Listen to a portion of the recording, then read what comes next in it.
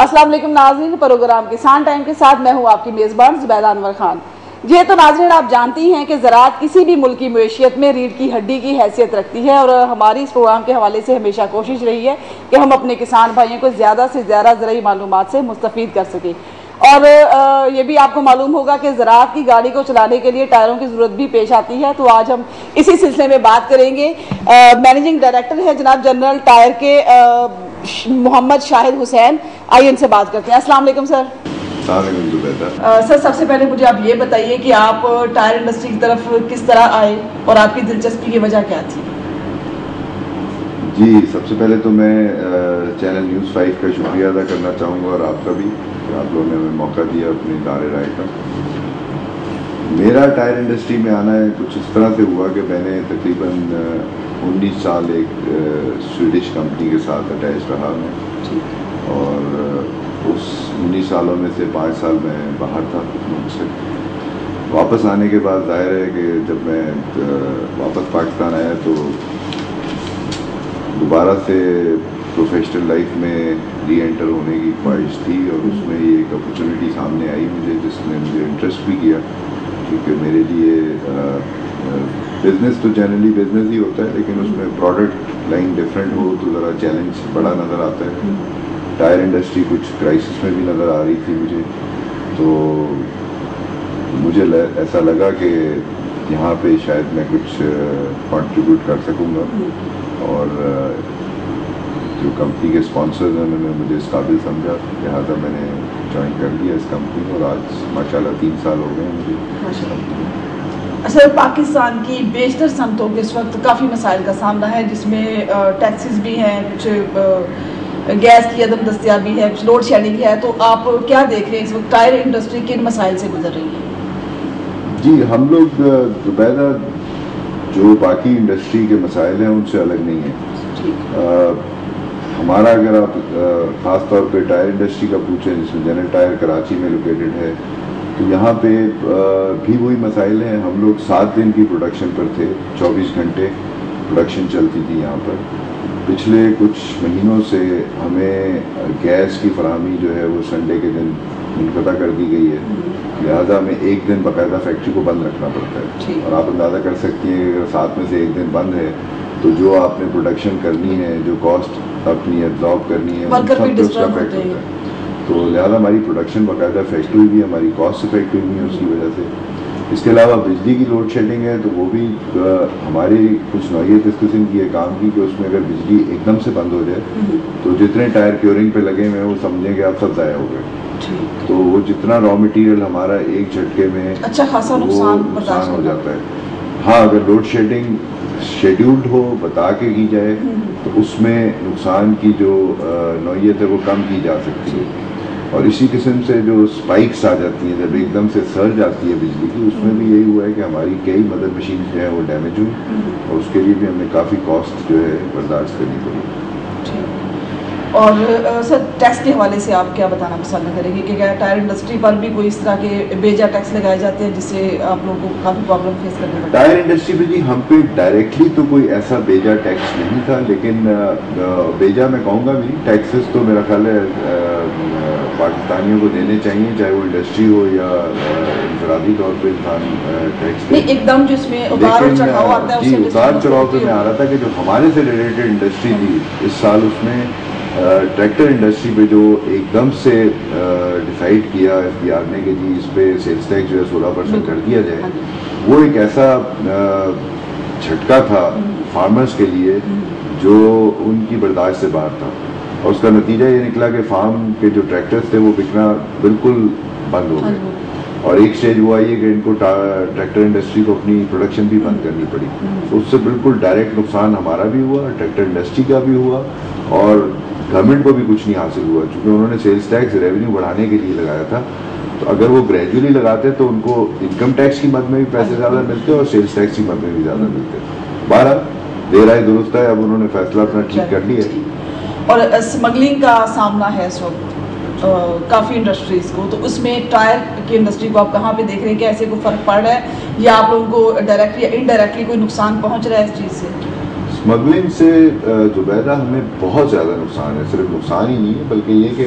ہماری جو ہم کوئی دنیا سے ہٹ کے ٹائر نہیں بنا رہے. اتنا را مٹیریل باہر سے جو بھی ٹائر کی انڈسٹری ہے وہ تقریباً وہی کامن ہے. را مٹیریل ربر ہے, اس میں سنتھیٹک ربر ہے, اس میں کاربن بلیک ہے, وہ ساری دنیا ایک ہی انہی جگہوں سے خرید رہی ہے اور اسی پرائسز پر خرید رہی ہے. تو ہماری بھی کاسٹ وہی ہے. لیکن جب اسمگلنگ ہونی شروع ہو جاتی ہے تو ٹیکسز آپ وہ پارٹی جو امپورٹ کر رہی ہیں اور یا جو انڈائریکٹلی اسمگل کر کے لا رہی ہیں کوئی ٹیکس نہیں دے رہی, تو ہمارا ان لوگوں سے مقابلہ کرنا بڑا مشکل ہو جاتا ہے. اور اس کے نتیجے میں ہمیں اپنی کاسٹ تو وہیں کی وہیں کھڑی ہوتی ہیں, پرائسز ہمیں اپنی نیچے کرنی پڑتی ہیں, تو پروفٹیبلٹی انڈسٹری میں سے بالکل فیڈ آؤٹ کر جاتی ہے.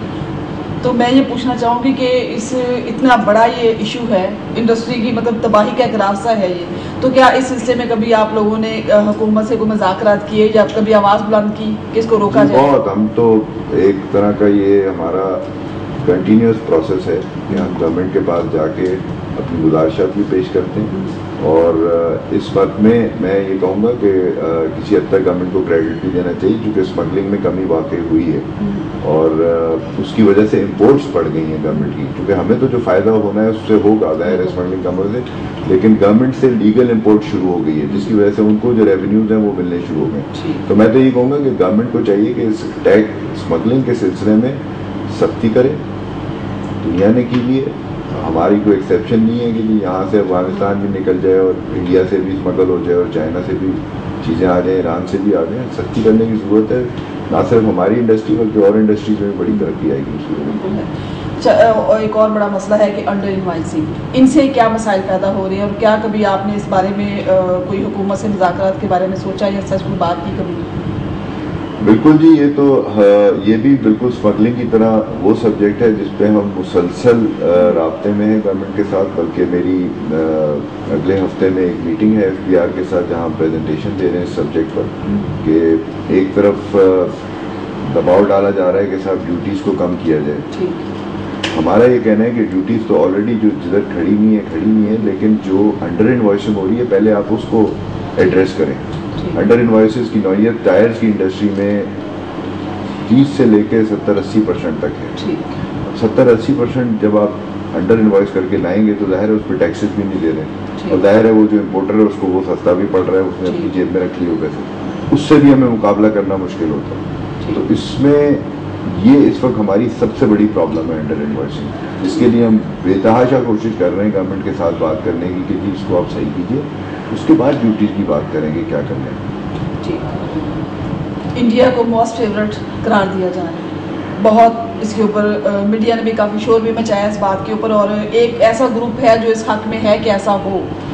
تو آپ کس نظر سے دیکھ رہے ہیں کہ ایسا ہونا چاہیے, اور اگر ہوگا تو آپ کی انڈسٹری کو کیا خطرات لاحق ہیں؟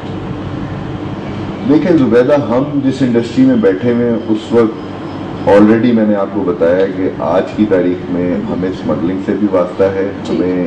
انڈر انوائسنگ سے بھی واسطہ ہے, اور دنیا جہان کا ٹائر یہاں پر آ رہا ہے. بڑے سے بڑا برانڈ بھی اور بالکل ان نون برانڈ بھی جس کو کوئی نہیں جانتا وہ برانڈ بھی یہاں پاکستان میں آ رہا ہے. تو کمپٹیشن تو ہم آلریڈی فیس کر رہے ہیں, اور انڈیا سے بھی سارے ٹائر آ رہے ہیں لیگلی انلیگلی بوتھ ویز. تو اس لیے میں نہیں سمجھتا کہ ہمیں اتنا فرق پڑتا ہے اس سے. ہاں یہ ہے البتہ کہ اس میں جو نیگیٹو لسٹ میں چیزیں شامل ہیں جیسے یوز ٹائر یا شریڈڈ ٹائر, اس کی یوز ٹائر یا سیکنڈ ہینڈ ٹائر کی شکل میں کوئی چیز نہیں آنی چاہیے. جب تک کہ وہ نیا ٹائر آ رہا ہے میں نہیں سمجھتا کہ ہمیں کوئی اتنا مسئلہ ہے اس میں. تو ابھی آپ نے ذکر کیا کہ اس میں اتنا ٹائر انڈسٹری کو اتنا پرابلم نہیں ہے, لیکن یہ نہیں آپ سمجھتے کہ آپ کی جو امپلائمنٹ ہے وہ ڈسٹرب ہوگی, آپ کی جو پروڈکشن پاور ہے وہ ڈسٹرب ہوگی اس سے؟ جیسے میں نے عرض کیا نا کہ ہم تو آلریڈی کمپٹیشن میں ہیں انڈیا کے ساتھ بھی اور چائنا کے ساتھ بھی اور کوریا کے ساتھ بھی, بلکہ جاپنیز ٹائر بھی آتے ہیں یہاں پہ اور یورپین ٹائر بھی آتے ہیں یہاں پر, کم مقدار میں آتے ہیں. زیادہ تر چائنا ہے پھر انڈیا ہے. تو انڈیا سے ہم آلریڈی کمپیٹ کر رہے ہیں. ہماری کوالٹی الحمدللہ دنیا کے کسی بھی بہترین ٹائر کے مقابلے کی ہے, اور ہماری پرائسز بڑی کمپیٹیو ہیں. سو میں نہیں سمجھتا کہ انڈیا کے لیے کوئی ایسا کھلا میدان ہے کہ جی آئیں اور وہ ہماری ساری مارکیٹ چھین کے لے جائیں. ہم آلریڈی کمپیٹ کر رہے ہیں ان سے اور اپنا شیئر لے رہے ہیں مارکیٹ سے. جیسا کہ میں نے پروگرام کے انٹرو میں ذکر کیا تھا کہ زراعت کے حوالے سے بات کریں گے, تو کیا جنرل ٹائر کوئی خاص قسم کے ٹائر تیار کر رہا ہے جو کہ ٹریکٹر کے لیے استعمال ہوتے ہیں، کیونکہ زراعت جو ہے وہ ٹریکٹر کے ساتھ اس کا ڈائریکٹ واسطہ ہے، تو اس سلسلے میں آپ ہمیں کچھ بتائیے۔ دیکھیں ہمارا ٹریکٹر ٹائر جو ہے اس وقت میں سمجھتا ہوں دنیا کا بہترین ٹائر ہے ٹریکٹر کے لیے، اور پاکستان میں اگر آپ جا کے دیکھیں تو اس وقت جو 2 کمپنیز ٹریکٹر بنا رہی ہیں،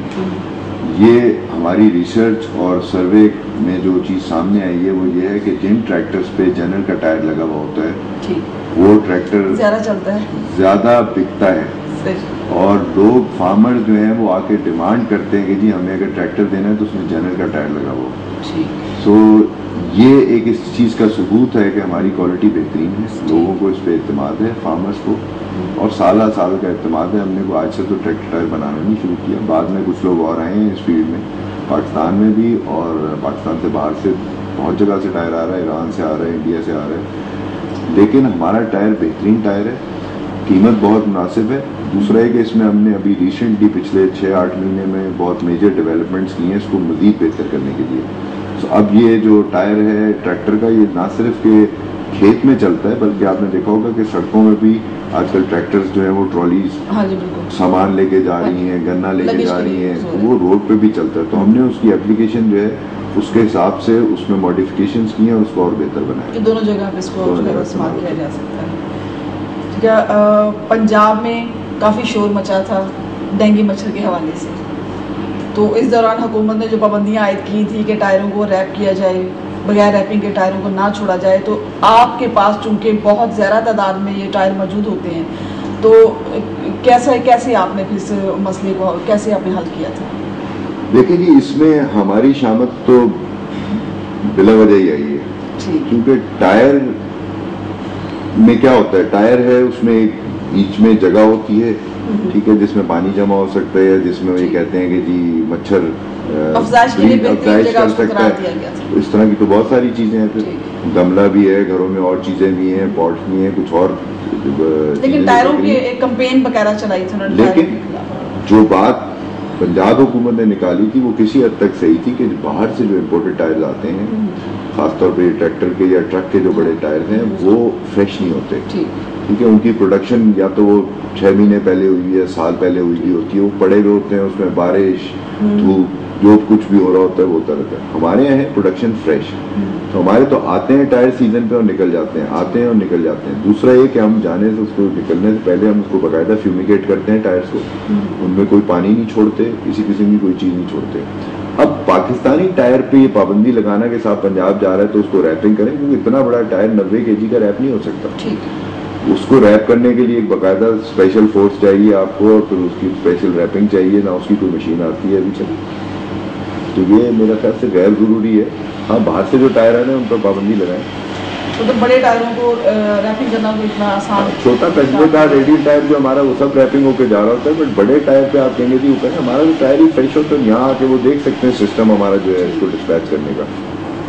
تو حکومت کی طرف سے جو غیر متوقع پالیسیاں کئی دفعہ اعلان ہو جاتی ہیں تو ان کو آپ کس تناظر میں دیکھتے ہیں؟